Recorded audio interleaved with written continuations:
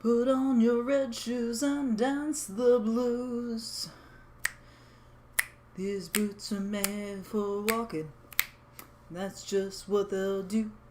Hey y'all, it is I, your coach, Melanie Black, and today we're going to talk all about shoes. Shoes for exercise, shoes for running, shoes for general foot health, the best and the worst. Alright, so let us get into it. Oh my gosh, my hair is awesome tonight, isn't it?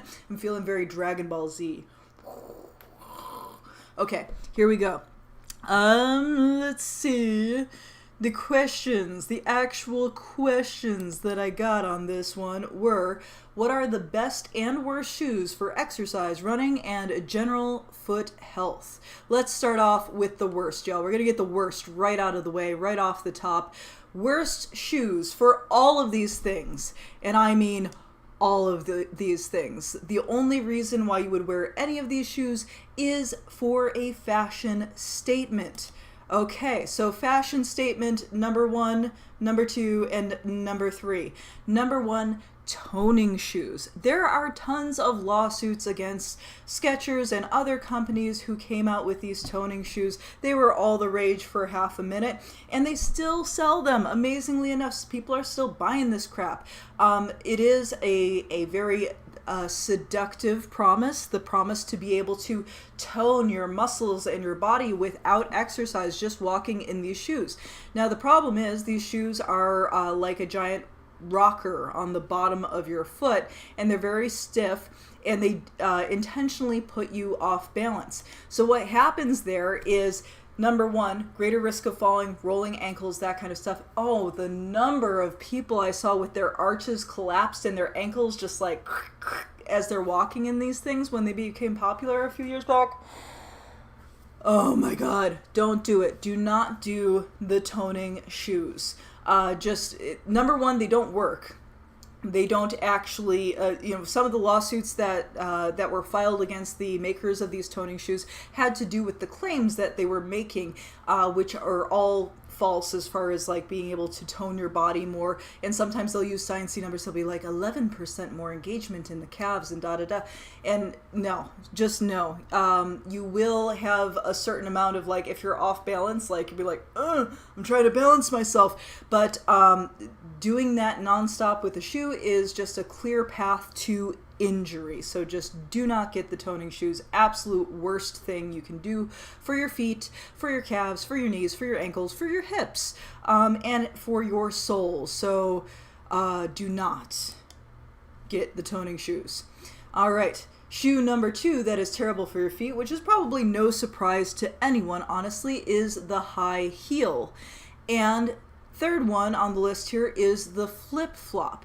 And these two, the high heel and the flip-flop, are on this list for the same reason. And you might be thinking, Melanie, those are totally different shoes. In fact, you might be one of those people that keeps flip-flops in your purse so that when your feet start aching from the high heels, you can ditch them and put the flip-flops on instead. Well, I've got some bad news for you. With both of those types of shoes, you are constantly crunching the arch. In the case of the high heel, you have the foot in this position and crunching the arch of the foot, the center of the foot there.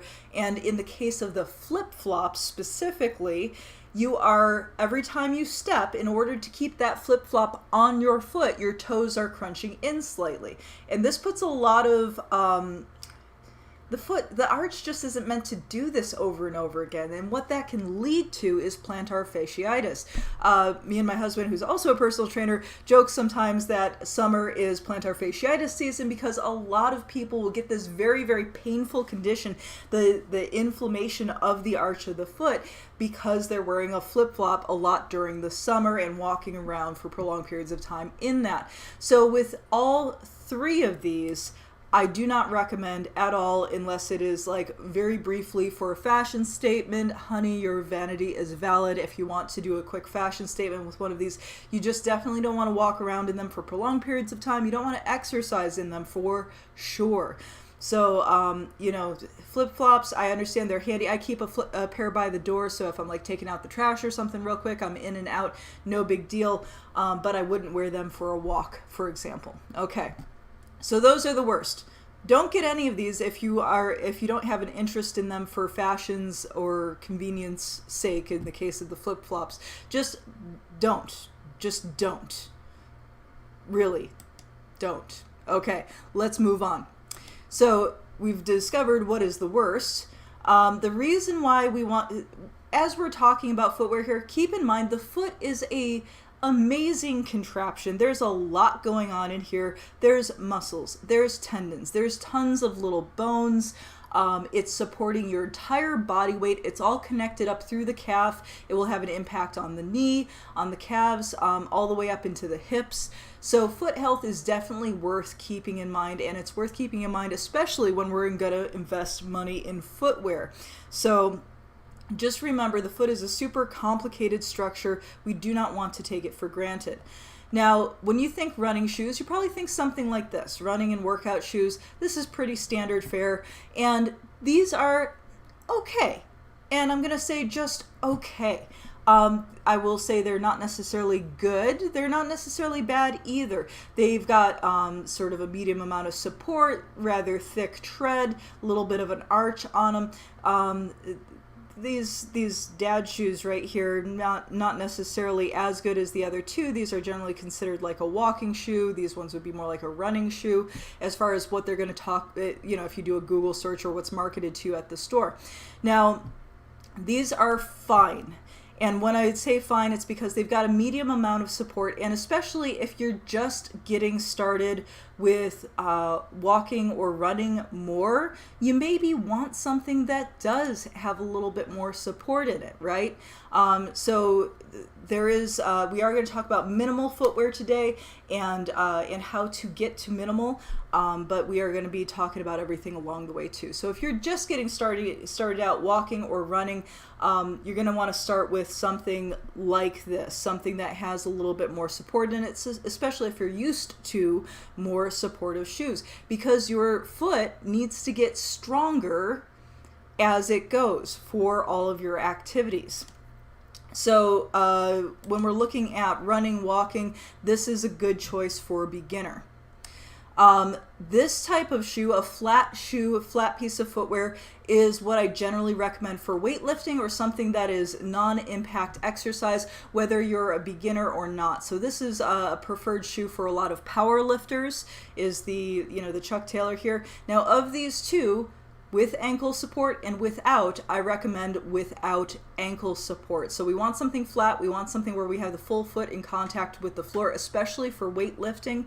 And when you're just getting started in strength training and in running or walking, you may need a couple of different pairs. Now, we can pare that down to just one pair, but there's going to be some things that need to happen in the foot first. We need to actually strengthen this whole structure before we can reduce the amount of support we're giving it, especially for higher impact stuff. So for high impact interval training, aerobics, things that you're going to be doing like jumping jacks or walking or running for prolonged periods of time. If you're just getting started, make sure to have a pair of these for those types of activities, and then something flat and at least somewhat flexible for your weightlifting. So when you are selecting shoes, what we is some kind of flexibility for weightlifting. So this is kind of the minimal amount of flexibility for weightlifting. The other thing that you want to look at for weightlifting is that there is no elevation on the heel, okay? And that's for general weight. I know there's like Olympic lifting shoes that do have a super wedge on them. If you're not lifting competitively, don't use those shoes. Use a general flat or flexible shoe. Something like this is actually going to put your foot in the wrong position for a lot of your lifts, and especially for things like kettlebell swings where there's momentum pitching you forward. We don't want you kicking up off your heel. Just that little bit of a wedge. I know it doesn't look like much, but any displacement of the weight is going to affect your lift. It's going to affect your knees. It's going to affect everything you do. So even that little bit of a wedge, I do not recommend for your weightlifting, okay? So this kind of a thing there, it's still pretty flexible. It could potentially be all right for a walking shoe, depending. There's ones with kind of a waffle tread also that are nice and flexible, although they do get stones stuck in them, which is super annoying. So something flexible and thicker for walking is fine, but for weightlifting, you want a totally flat sole. All right. So totally flat sole, no ankle support. Why no ankle support? Well, you know what happens when you put your foot in a cast or your leg in a cast, right? The muscle atrophies. If you are strength training, you are trying to grow the muscle, not shrink it, right? We're trying to grow the muscle, so we want to make sure that our footwear does not do this to us, okay? We want to make sure that our footwear is allowing us to get stronger gradually. So we want something that does not have the ankle support. And as we get a stronger foot, we're going to gradually move away from having the arch support as well, and the thickness in the footwear. We're going to gradually move away from all of that. But I stress gradually, okay? So let's talk about minimal footwear. So when you think minimal footwear, maybe you're thinking about the toe shoes, water shoes, or something more nuts and berries like this with really minimal sole on it. All of these would be considered minimal footwear. There's not a whole lot of anything between you and the ground, essentially. So if you are looking at getting into something like this, number one, I do actually highly recommend this type of shoe, any of these types of shoes, as long as they're a good fit for weightlifting. Now, depending on the shape of your toes, these toe shoes might not be for you. That was the case with me. I don't have toes that fit this particular configuration. So you are going to find you can find a shoe that is right for you. I would definitely try, depending on where you are lifting weights or doing your non-impact exercise. If you are in your own home, try doing some barefoot lifting. I know a lot of people get nervous when I say that, and a lot of people say, well, what if I drop the weight on my foot? I hate to break it to you, because I've done this actually literally to myself twice, not once, but twice. Dropping the weight on your foot with a shoe on offers absolutely no extra protection. Unless you are working out in steel-toe boots, the shoe doesn't actually protect your foot from falling weights. So just don't drop the weight on your foot. Trust me on this one. Now, this is my preferred footwear. This one is Vibram. They're the same people that make those 5-finger, the toe shoes, but this is not one of their toe shoes. This is the Barefoot 2. Now, I love these shoes. This is my second pair. They last a really long time. This pair I've had for 2 years of daily wear, and you can see that the tread is just barely starting to wear on the heel here. And I use these for weightlifting. I use these for high impact aerobics. I use these for walking. I use these for running. The only thing I will not use them for is if I'm going hiking on a rocky trail, because you can actually feel the stones through the sole of the shoe. So hiking shoes is an entirely separate discussion. Today we're talking about general foot health. We're talking about exercise, weightlifting and general exercise, and we're also talking about running and walking. Now, that said, this is a great shoe, but it's also like $100 shoe, and it will last you a long time. But if you're not sure this is what you want yet, if you're just barely dipping your toe into the minimal footwear world, what I recommend you start off with is one of these. And you'll notice it looks almost identical. This is a water shoe. They're going to sell them at like Walmart for like $8. Okay, so this is a very cheap option. They're sold for like wearing in the pool or in the beach, I guess. And again, it's very like you can roll and fold this thing. This is great, especially if you're into minimalism. So try this out with your weightlifting first. If you like working out in minimal footwear, if you're ready for it, then you can invest in a nicer pair of minimal shoes that will last you a longer time. But when you're just getting started, go ahead and get one of those water shoes. Now, my recommendation for minimal footwear does not apply to everybody right away. And here's what I mean by that. When the minimal footwear first came out, so we talked about there was a bunch of lawsuits against Skechers for those big rocker toner shoes.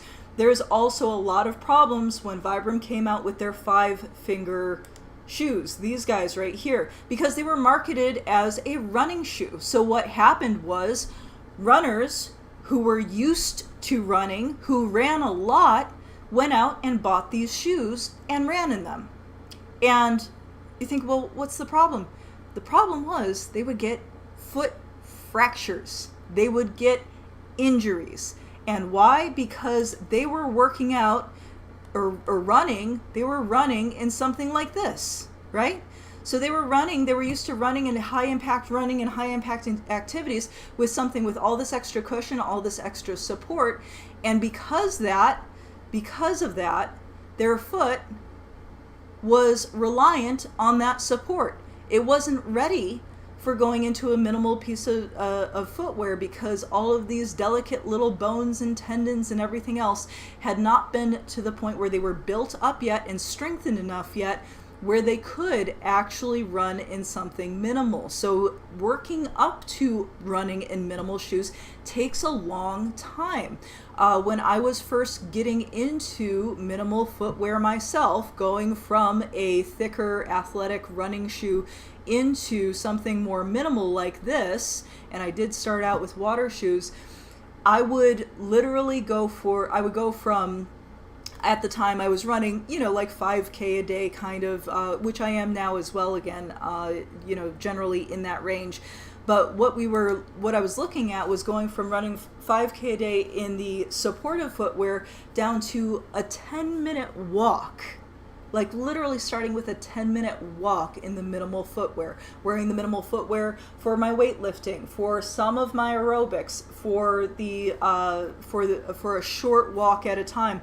And it took a long time for my foot to build up to it. My foot, when I did try to push it and run a little bit too soon, and I pushed it a couple of times, my foot would ache the next day, and not really a great kind of feeling when you have something that's got all those tendony muscles and bones. When you have a muscle like delayed onset muscle soreness in the big muscles like the quadriceps, not a big deal, but when you have something like in the delicate little foot, a little bit more of a problem. And I actually had 5 separate clients who got those minimal footwears, and 3 of them got sprains and strains, and 2 of them got fractures in their foot from going from 0 to running in minimal footwear, or from running in supportive footwear to minimal footwear. Now that said, building up to being able to run in these shoes, I feel personally, as a personal trainer who is concerned with strength in the whole body, including the feet, I feel it's genuinely worthwhile and it's genuinely good for you. And I have had a long history of foot problems, and being able to walk, run, and lift all in the same pair of shoes, all in that minimal footwear, definitely has helped my feet. But that said, you do have to gradually work into it. So in review here, if you're looking at getting a new pair of shoes for yourself, it depends on where you're at. Now, number one, definitely don't get any of these for exercise of any sort. If you are running, go for something like this if you are just getting started, okay? If you are weightlifting, go for something like this, or the minimal stuff if you're just getting started. You can do minimal stuff if you're just getting started in weightlifting if you are not doing any high impact aerobics. If you are doing high impact aerobics, again, you want to get that one with the support up here. So these ones for beginners who are getting into running, extra walking, high impact aerobics, you want a little bit more support, that's great. Transitional shoe, if you're somewhere in between doing this and these guys. I didn't put a slide in here for transitional shoes, but what we would be looking at for a transitional shoe in between something more supportive and something less supportive is something with a smushy, flexible sole. So we gradually want to make the sole thinner and thinner with less of a wedge on it until we're working out in something minimal, and or even working out barefoot depending on your environment. Obviously, if you're working out at a gym, you don't want to work out barefoot. Not only will it violate their rules likely, but also for hygiene reasons. Same thing with working out outside. Last thing you need is freaking hookworm up in your foot or whatever when you're trying to get healthy. That sucks. And do take care of your feet during this process, and always give yourself a nice foot massage. Remember, you got all these delicate little muscles in here. Your foot is going to be responsible for how well aligned your ankles and your knees are. So if you do have ankle, knee, calf, hip problems, any of these problems, likely there's something starting in the foot, and one of the best ways to resolve a lot of those problems is going to be strengthening the foot. So working down to minimal footwear, highly recommend. Yeah. So let's see. Did I actually answer the question, or did I just go off on a tangent? Best and worst shoes for exercise. Running and foot health. Well, we have a clear worst, but the best depends on where you are on your fitness journey. We want to gradually move away from having an elevated heel. We want to gradually move away from having a lot of support in the arch or anywhere else on the foot. If you have like doctor prescribed orthotics, something like that, don't wear those while you're working out, if you can help it. I would say, definitely check with your doctor. As always, remember, I'm a personal trainer, not a doctor. But in general, if somebody is prescribed something like a brace or an orthotic, if we can wear that when we're doing our day-to-day activities and take it off when we're actually actively working on strengthening that area of the body, even if that means we have to roll back the intensity of the exercise and actually work on it from the ground up with the strength you actually have, not you plus the bionic strength added of your orthotic, that is ideal. So keep that in mind as you're going through this journey. If you have fitness questions about footwear, feet, or anything else fitness related, or, like life philosophy, hell, I'll answer anything. If I don't know the answer, I'll make it up. You can go ahead and drop it in the comments. You can go ahead and put it here in the YouTube comments. Like, subscribe, dislike, whatever. I don't care. Let me know. Let me know what you need, what you think. If you are not yet a member of the Nerd Gym, you should join the Nerd Gym right here. www.thenerdgym.com. We do online live classes. I guide you through every step of the way. Super fun. And hey, if you're working out at home, you can work out barefoot. Right? Or in that minimal footwear, just gradually work into it. So if you have any questions, let me know, and I will see you on the next one, my friends. Stay curious, stay awesome. See you next time. These boots are made for walking, and that's just what they'll do. One of these days, these boots are gonna